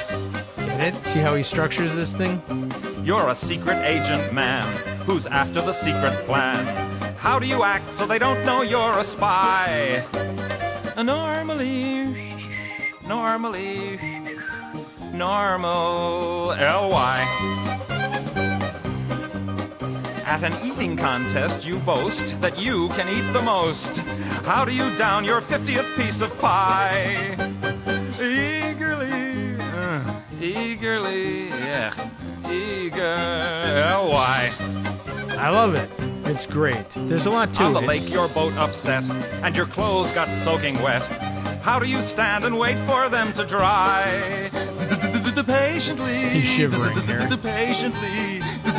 Patient. L-Y. So you see what he's doing, and it's repetitive, and it is funny hearing him talk about how repetitive it is and how that's how kids learn. And he's even added his darker sense of humor, saying, you know, there was another version of the Silent E song that he made and thought, well, this won't really work on children's television, but I submitted it, he says, just the same, just for the kicks.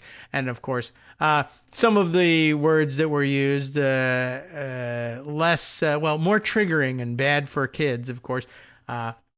But, you know, he was doing a performance for adults. And so it was very interesting. And I don't know. I love this one. And that one I also remember. I think the LY song really stuck with me, too. The last one is interesting. Let me skip forward just to the last one. It changes pace a little bit. And he's also just so imaginative in trying to come up with scenarios to include the LY words. It wouldn't be, you know, the first things I'd think of in trying to illustrate this to kids. Let's see, can we just roll it from here? Very dark room. Okay. And enter a very dark room. There we go. And sitting there in the gloom is Dracula. Now how do you say goodbye? Immediately, immediate L-Y. Bye-bye. There you go. You get the idea. It's very cute. It's good stuff and more tribute to Tom Lehrer, and I guess everybody kind of loves it. So, I didn't plan on spending the whole segment on that. Oh, but I did plan on spending the whole segment on telling you if you love your Tom Lehrer content, you'll need to send in your contributions now in order for me to fight YouTube again over this thing. What can I tell you? It's, look. And now I've met my goal. I said, hey, come on, let's have a new person sign up. And Pez. Thanks, Pez, is a new member on one of our fun new tiers. Thanks, Pez, for joining in. This is terrific. And it also, by the way, validates the live listening audience, which is not in the statistics usually. And I keep meaning to ask Justice how many people are listening live these days. And it's not the thousands that are the 1,000 that are downloading the show elsewhere afterwards. I don't think it's up to those numbers. But what's amazing is, I guess if you're up and listening to the show live, you're among the most dedicated fans. And that's how we end up with having you as a Patreon supporter. So thanks to Pez. Bill Barr, who has already been supporting the show for a long time, chimes in. He, too, loved the Electric Company. And they had a hell of a cast. He's pointing out here that Morgan Freeman, all over Electric Company at the time. And I guess he was more available back in those days. I don't know if it was just starting out, per se. But it was a good, steady gig for him. And I remember that, too. And he was... Easy Reader, right? Was that him? I don't remember as clearly as I thought I did when I started this segment, but it had a hell of a cast.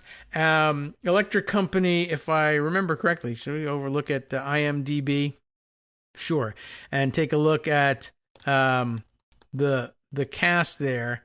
And if I'm not mistaken, wasn't Rita Moreno also a big part of the Electric Company as well? Yeah, there we go. And I remember, I think she was the one who yelled out right at the beginning. You remember if you're of the right age, you remember the intro to the show and the theme song, and that way we begin calling you to the show. Hey, you guys! I think that was Rita Moreno adding her part to the vocals on that one. All right, rather amazing. Lots of great performers and great performances, and just trying to see if there are any other. I mean, there are also some people who were invited on the show because they were already celebrities and contributed to the program that way. Mel Brooks, Zero Mostel, for instance. These names coming up right away. The less fortunate, but still at the time recognized as a fun and child-appropriate guy, Bill Cosby. Less so these days, but you get the idea. All right. Well, we'll be right back after a 2-minute break for more. Hi, everybody. It's me, David Waldman. Yes, the same guy who interrupts you all the time. Interrupting you one more time just to tell you again, another reminder that your contributions are what keep this show on the air, and Patreon.com, Patreon.com, is still among the easiest ways to make the sustaining subscription donations that keep us afloat. Are you ready for the pep talk about how our Patreon campaign is still going strong and growing? Well, too bad. Yeah, the plain fact is we actually are headed in the wrong direction, and whereas we once had about 175 monthly patrons, we're now actually down below 150. Time to recruit some more. Not exactly the kind of news I wanted to share, but there it is. For those of you in a position to support the show, Patreon.com does make it easy to make those secure, recurring monthly contributions to do so. Patreon.com/KagroX gets you straight to our donation page. We've been through a lot together. The worst of the pandemic, we hope. The worst of the insurrection, we hope. So go ahead and treat yourself. You don't need an excuse. Give yourself the gift of a little something you enjoy in life. Support the show. And of course, if you happen to prefer using PayPal or even the Square Cash app, we're up and running on those options too. So thanks again, everyone, for all your support. We couldn't, or at least shouldn't, do it without you. Hope you'll be on board soon too. Thanks for all your support. All right, welcome back now to the Kagro in the Morning Show here on Netroots Radio. Say, how about if we did some news?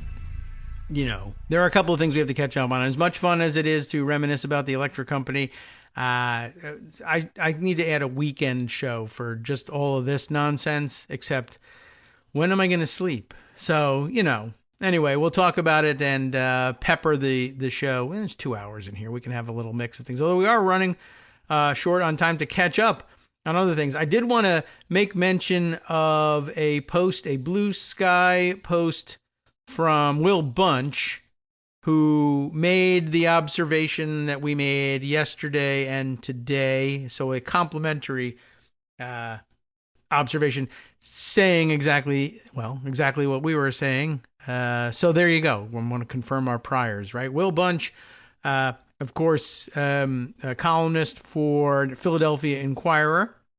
And Philadelphia Inquirer, I think, rapidly climbing the ranks of they're going to have to become a replacement national newspaper of record these days as Jeff Bezos continues to destroy the Washington Post and the New York Times continues to destroy itself. Still some good stuff and essential stuff going on in both places, but Will Bunch has been stellar all along, as has the rest of the Philly Inquirer. Maybe, like I say, probably should be in line for that stuff. And it's okay because it's East Coast centric, which is fine for us. And really, I'm sure the LA Times probably should be considered in this as well, and any number of newspapers from around the country. But Will Bunch's point is about the East Coast centrism. So it's a good point to bring all this up alongside this. He posts on Blue Sky, "This may be the all-time example of big media's New York City proximity bias. The 4 dead Midtown Manhattan mass shooting got wall-to-wall coverage that even bumped Epstein off of MSNBC, for God's sake. It's true. But an almost identical 3 dead mass shooting 3,000 miles away in Reno, Nevada, got 0 airtime." And we definitely did point this out yesterday, as I was saying. We're under the cloud of a mass shooting, but were there because it was a New York City mass shooting, and there's mass shootings all the time, all over the place.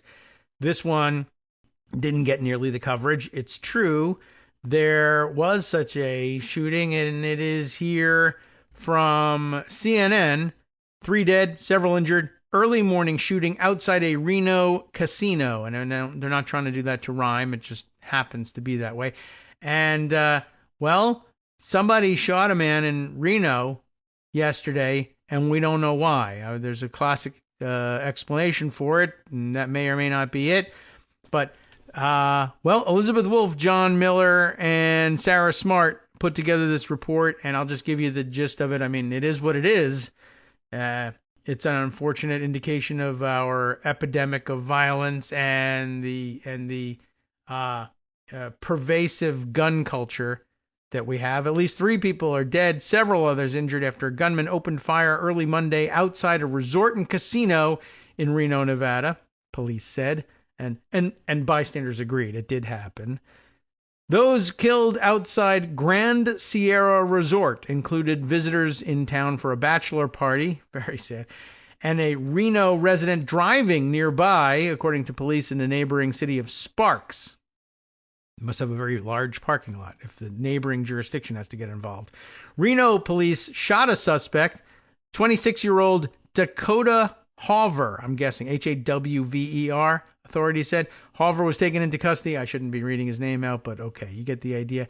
Sent to a hospital, or as they would say in the UK, sent to hospital, where he was in critical condition on Tuesday, according to Sparks police. Investigators allege that this guy first shot 5 people in the valet area, which, valet parking area. It's just weird watching them. I guess police report lingo getting used in this. They keep reporting. You'll see if I keep reading with this, that they're shot in the valet area. That's interesting. Well, what part of the body is the valet area, by the way? Just wondering. I don't know why I'm trying to be lighthearted about this, but I guess there's no way to survive this kind of daily onslaught of mass shootings in any other way. So 2 of the people in the valet parking area were killed right at the spot. I guess 1 killed on the spot and 1 died in the hospital later on. They were in town for a bachelor party. We're talking about having lost Justin Aguila and Andrew Canepa, both 33-year-old Southern California residents. So that's going to cast a pall over things for families back home for sure. Let's see. Both were shot from behind while waiting for a ride to the airport, police said. Just the worst. The 6th person shot and 3rd person killed, 66-year-old Reno resident Angel Martinez, was driving his car through the casino parking lot when Hawver ambushed him and shot him several times, police said. I don't know if he was looking for a getaway vehicle or what. 2 others who were shot are still hospitalized Tuesday, although here too, gun violence reporting lingo, expected to make a full recovery. I don't know what that means. We never know. They never really tell us the story. I think it just is, a catch-all phrase for they're not expected to die from their wounds, but it could be anything from they got scraped by shrapnel and they're going to be fine to they were really severely, sustained serious damage to one of their limbs or some or all of their limbs, but they're going to live. I mean, I've seen everything from that guy has a scratch and he's going to get a Band-Aid and he's going to be fine and make a full recovery to, well, he's expected to make a full recovery. No legs, but he's going to live. Again, just a serious issue with our gun violence in the country and the way we report it and the way it's sort of matter of fact. Well, he's not going to die, so he's not going to. We're here for the death toll and the number injured. And we're not really all that interested in what happens to people afterwards. By the way, enormous PTSD tolls and psychological damage that comes with it as well.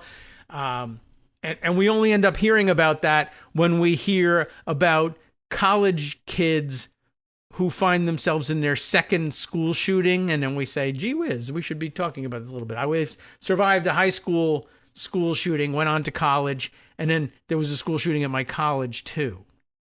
It's a major problem. It happens, and it happens more than once. There's a number of these kids who have run into this thing and have been involved in multiple or on scene for multiple mass shootings. It's just fairly amazing. And then, of course, Will Bunch's point here. This happened, enormous tragedy, another splashy random attack that took people for no reason whatsoever, and just not a lot of discussion about it because there was a New York one going on. Yeah. So, I don't know. I mean, it just reinforces the point, I guess. Anyway, I thought I would offer you that because, it's kind of fascinating, and it's interesting to see other people seeing the same thing and letting us know we're not crazy. All right, back over to Instapaper for some other things, too, here. I don't have to read the whole and spend any more time, I think, on this CNN report of the Reno shooting. It is what it is. File it appropriately. Something I wanted to share. Yeah, I mean, this may be like a Friday bit here. I might have to skip over that one, but it looks like an interesting and fun one. Let's see. Some of these, I also have to open up to remind myself, what was it that made me want to share this with people? This is an old piece here. So, okay, yeah. But that was, by the way, that was in here because we need to remember to say Jeffrey Epstein, Jeffrey Epstein, Jeffrey Epstein. And this was a Jeffrey Epstein related piece. To keep ourselves up to date on this thing, Trump, I think, blabbed something out yesterday or perhaps the day before, which his lawyers must have gone crazy. I guess in a normal situation, the lawyers would have gone crazy, but now the lawyers, I guess, can rest easy in that he has said something that under normal circumstances was like, oh my God, you've undone all our work and now you're going to put yourself in tremendous legal jeopardy. They keep pressing Trump, and I'm glad that they do. It's the one thing they keep pressing Trump for answers on, even when he avoids things, as he did the other day. I think he was asked when he was in Scotland, hey, what about this, what's going on in Gaza? And he did one of the most classic evasions of any issue I've ever seen. What's going on in Gaza? It's so terrible. It's really terrible. But there's such problems with this Hamas, and we have a lot of problems with Venezuela too. They're causing a lot of problems. In fact, a lot of countries are causing a lot of problems. And he goes wandering off into all the countries he hates in the world and returns not at all to Gaza, but then I think manages to get somehow to the fact that we have a beautiful ballroom at Mar-a-Lago, and do you know that there's no ballroom at the White House? I mean, they hold events all the time. There's huge meeting spaces there. We don't need a ballroom.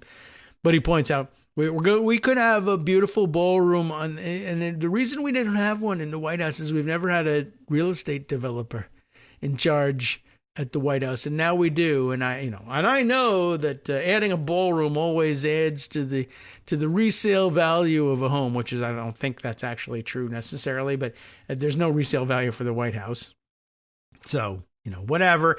But the point is, he went wandering off. He never returned to Gaza. Then I think the next day they pressed him on Gaza again. I think his big answer was, the children in Gaza, they look hungry. Yeah, we can't have that. It's on subject. But he also was asked about Epstein things, and he's just such a dope, right? He keeps saying, I don't want anybody talking about Epstein. Stop talking about Epstein. And he yells at people, don't ask me about it. But then he answers, and he goes on, and he says something dumb and possibly incriminating. So they ask again the next day. I don't think he understands exactly what's going on. I also, I don't know whether he knows what he's answering either. So somebody asked him about, I don't know how they got to it, but once again, tell us again why you had a falling out with Jeffrey Epstein. Now, remember, this is amazing, really. The story he's been telling over the years, and that it's been the most amazing thing in the last month or so while he's trying to make it go away, right? Like Stephen Chung, you remember him, his spokesperson, has been doing the job of a spokesperson, has been telling the press for a month now, listen, there's no story here. Trump parted ways with Epstein. He kicked him out of Mar-a-Lago, the Mar-a-Lago club, because for being a creep. Like, this is actually supposed to be exactly what you want to hear about Trump and Epstein and their relationship. As soon as he found out, he doesn't say that, but it's supposed to be implied. As soon as he found out that that Epstein was a creep, he kicked him out as a Mar-a-Lago member. Now, problematic on a number of fronts. One, he didn't really kick him out as soon as anybody knew that he was a creep, because he had been a creep for a very long time even before it's now claimed that Trump found out. And two, he spent years saying Jeffrey Epstein was we were friends at the time, but I'm not a big fan of Jeffrey Epstein. But he has said he was never a Mar-a-Lago club member. Well, he was, and it's easy to find that out. And in fact, people have looked into that. Investigative reporters have gotten, club memberships. And look, there's Jeffrey Epstein's name. How could that be the case if he was never a member? Well, we're talking to an inveterate liar, and he thought we would drop the whole thing if he said that he was never a member. We would take his word for it. Well, we didn't, and he was one. But he continues to lie and say he wasn't. Now, of course, he needs to be able to go run with Stephen Chung's story. He was such a creep, I kicked him out. So he ran with that for a little while, but that doesn't work if he's never a member. And, also, no, they found out much earlier that he was a creep, and it didn't matter to Trump. He was friends with him because they were both creeps together, and he didn't want to kick him out. Then, for a while, though, another story floated that was that he and Epstein had a falling out over a real estate deal. There was a neighboring estate in Palm Beach. Both wanted to buy it, I guess, in order to increase their land holdings in Palm Beach and to give themselves more space for their estates. And they, I guess, made competing bids against the same property for one another. Trump ended up winning, which, so why kick out Epstein if he won? If Epstein had won, I could see him being bitter and breaking off their friendship. So that one never made any sense to me anyway. And others have pointed out that it's also, it's probably pretty revealing all in itself. That probably did happen. It did.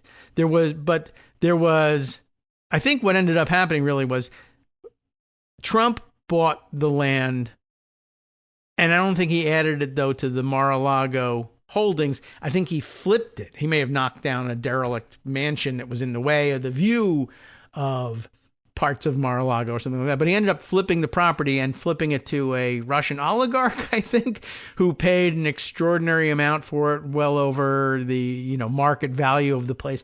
And so it was, the reason that Trump was so angry maybe with Jeffrey Epstein for competing with him for the property is you're going to cut me out of a fabulous profit from a Russian money laundering deal, and I don't want that to happen. It may have been that Epstein actually had the same idea. It may have been that he just wanted more room for doing perverted things. I don't really know what Epstein's motivation was there. But for the last month, this was the most interesting thing to me. The major news media have insisted that their top offering in terms of why there was a falling out between Jeffrey Epstein, and Donald Trump was this real estate deal gone bad. That was like the least salacious thing somehow that they could use. And I guess they probably thought, well, Trump won't be angry with us for reporting that the fallout was over a real estate deal because there's no pervert angle in this, so he'll be happy with that. The weird thing is that Stephen Chung was running around saying that the whole time that the newspapers are all saying it was real estate. Chung is saying, no, it was creepiness, which is amazing because that keeps the creepiness factor in the news. And yet, the newspapers, it was like they plugged their ears. La, la, la, la, I can't hear you, Stephen Chung, President Trump's spokesperson, giving us just demanding that we go with the sex scandal angle of this thing. No, we're going to do the real estate one. And then they asked Trump the other day, so what about this? Well, was there a falling out? And they even have asked, was there a falling out over the real estate? And Trump offers, no, it was creepiness once again. And I threw him out, But he says it this way. It's not Stephen Chung's story. I threw him out for being a general creep. And that, by the way, comports with the other stories that we've mentioned in the last couple of days. There's the old one that seems to get forgotten is that Epstein hit on a Mar-a-Lago member's daughter. And I don't know whether I remember it exactly right, but that part turns out to have been true or gets repeated all the time and is coming up again. My recollection was that maybe this Mar-a-Lago member's daughter was doing a summer job at Mar-a-Lago. Like that way you're building your resume. You don't need the job for money because your dad's probably rich, but you want the kids to have some summer jobs and some work experience. All right, I'll get you an easy job hanging around the pool at Mar-a-Lago. That's not too bad, right? But that Epstein and or Maxwell hit on this girl and it got back to the member, or he witnessed it and he got mad and he talked to Trump, or else Trump saw it and he intervened. I bring it up that way because there's something else I want to add to all of this. So there's that thing which got ignored, but the newspapers are starting to remember that they know about. And then there was the other story, which has been reported before, which was that Epstein and Ghislaine Maxwell recruited perhaps the most infamous of their trafficking, or their trafficked girls, the girl who grew up to become known as Virginia, and I'm never sure about the pronunciation of her last name, married last name. It's like Geoffrey, or like Jeffrey. It's like Giuffre. I don't know. I've never figured out how the pronunciation goes, but she wasn't known by that name at the time. She was Virginia Roberts as a girl, and she was working there. She was working on the pool deck as a towel girl, and as the story goes, she was reading a book about massage therapy. Like she was thinking, she was 16 years old at the time. When I get to be 18 or 21 or, whatever, maybe I'll train as a massage therapist and work in the spa here. But she wasn't working in the spa, or at least she wasn't a massage therapist at the spa. She may have been bringing towels between the spa and the pool. I don't know. But anyway, Trump yesterday or the day before says that the real reason that there was a falling out with Epstein was he stole employees from me. He was stealing people. I said to him, I don't like that. I don't want you to do it. And the first time he did it, I said to him, look, I don't want you stealing employees. Don't do it again. And then he did it again. And so I said, that's it. You're out of here. So now his explanation is, I kicked Jeffrey Epstein out because he was stealing employees. Now that is another way of saying being a creep, I guess, because we know what he was doing, stealing away these employees, right? Jeffrey Epstein did not run a spa. Jeffrey Epstein did not run a club. Jeffrey Epstein ostensibly was a financial services advisor, a financial planner. There's very little that can contribute to the business when you're hiring, teenage towel girls and spa workers over there. He's not running a spa. What does he need spa workers for? Well, the point is he needs them for being a creep with them. And it's a very weird. I mean, I guess Trump thought he was being very clever. Oh, I was mad as an employer that employees I was developing, this would be the best excuse for him. Employees I was developing and was investing in training were being scooped up and taken away. But that's capitalism, right? You're a businessman. You understand. Well, you don't steal them from me. Not from me, you don't.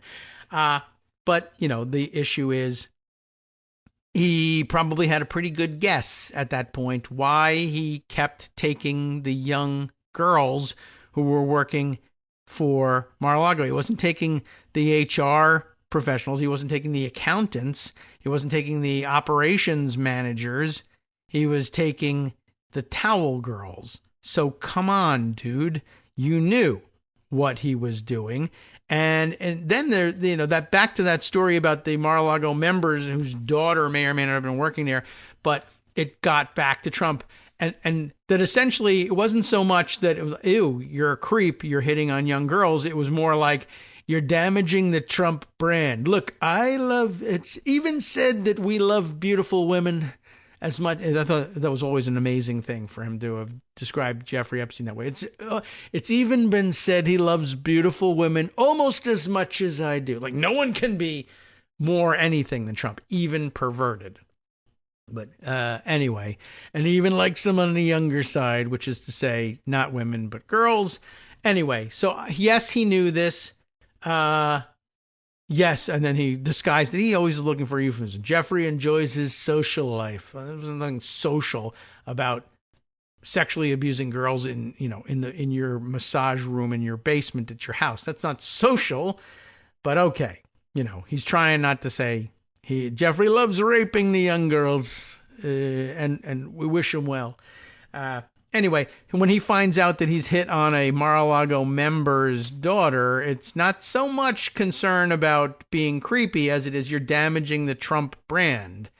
My very rich patrons can't come here and let their kids go to the pool because weirdos, are going to make the Trump name synonymous with weirdo pedophilia, which it is. But, you're going to damage the brand. You're going to damage my teen pageant dressing room barging in brand. You're going to damage the brand of Mar-a-Lago, Pervalago here on the show, filled with surveillance cameras and recording devices and a bikini changing room in case any supermodels come. Why don't you take a swim in the pool? I didn't bring a swimsuit. Don't worry, I have a bunch of bikinis. No reason. In this room, but be sure you change here. So Virginia Roberts, later known as Virginia Giuffre, or there's plenty of interviews with her too. I should check the name out and get it right at this point. But Virginia is working there on the pool deck apparently and dreaming of perhaps learning to become a licensed massage therapist so she can give actual massages, not what Jeffrey Epstein was after. But Epstein and Maxwell, I guess Ghislaine Maxwell sees her reading this book and uses that as an excuse. I see you're interested in massage therapy. We could use you over here. My boss, who's a member and who lives next door, or my friend, I don't know how she described Epstein, is looking for a personal masseuse, which I guess maybe if you couch it in terms of, he got a personal trainer and then he needs a masseuse after his workouts. P.S. When you get here, it's we'll tell you later about how pervy it all is. She and Epstein together lure her away for that purpose. Trump describes that as, you stole one of my employees, and people were focusing on, and rightly, stole makes it sound like property, and he knew, and he could still claim he didn't quite know what Epstein was doing. It's not very plausible because, of the fact that he didn't run a spa or a club. But the other thing I wanted to bring up, and this is the reason why I had this old piece in here, was I guess by way of proof that this was the case. Donald Trump, I mean, he's asked in this press availability the other day, he says, he stole employees, and I said, no more, and if you do it again, you're out of here. And then he did it again. And then the reporter says, well, is it Virginia Giuffre that we're talking about here? And I should listen to the tape again and see how she pronounces it. But is this the girl we're talking about? And Trump says, yes, I think so. I think she worked in the spa. And I don't think she worked in the spa. I think she was looking to move up to working in the spa. But that hardly matters. But he actually says, yeah, I think that was her. I think that was her. And I'm kind of wondering whether this is just, dementia grandpa thing, like nodding along in agreement with a reporter to just seem agreeable, and whether he has any idea what he just agreed to, that, yeah, I'm talking about Epstein stole her away, because Epstein stole her away in 2000, and the falling out isn't until like 2007. So I don't know. I told him not to do it again. Then he did it again, and I said, that's it, and I kicked him right out. It took him 7 years to pick up another girl at Mar-a-Lago or to have that register with Donald Trump. It's not very plausible, given the number of girls that this guy assaulted. But, whatever. That's not very plausible. But also not very plausible is this whole idea that this is a good excuse for what went on. Because Virginia's father, Sky Roberts, we forget about this guy. Sky Roberts worked at Mar-a-Lago too. And in fact, I think that's how Virginia got the job there. Sky Roberts worked as one of the maintenance guys. So, of course, somebody that Trump would have no idea about. And it's also very likely that he had no idea who Virginia was and why he's agreeing that it was definitely her that was stolen away. He probably had, in all likelihood, he had no idea who Virginia was. then or now. And I think that's the reason he, rapidly agreed. And not only now is finding out when his lawyers tell him, you just talked about the most famous person trafficked by Epstein of all of them. I can't believe you just agreed to acknowledge that you knew about that situation. But if you take it at face value, that's kind of where we are. Trump is saying, I knew that he was stealing people away for some reason, and I knew that he didn't run a spa, but he was stealing my employees, and now, that made me mad. It never, I guess only now occurs to me that he was never stealing financial people, never stealing operations people. He was stealing spa and pool deck teenage girls every single time. What do we think Jeffrey Epstein in the financial services is doing, hiring so many teenage girls? This never occurred to you? Of course it did. And now the fact that Virginia's father also worked for Trump, and at some point when he leaves Mar-a-Lago, Trump writes him a letter of recommendation. It's not that long that he works at Mar-a-Lago. The point here is Trump knows what's going on. Trump at least now claims to know that Virginia was being lured away for no good reason.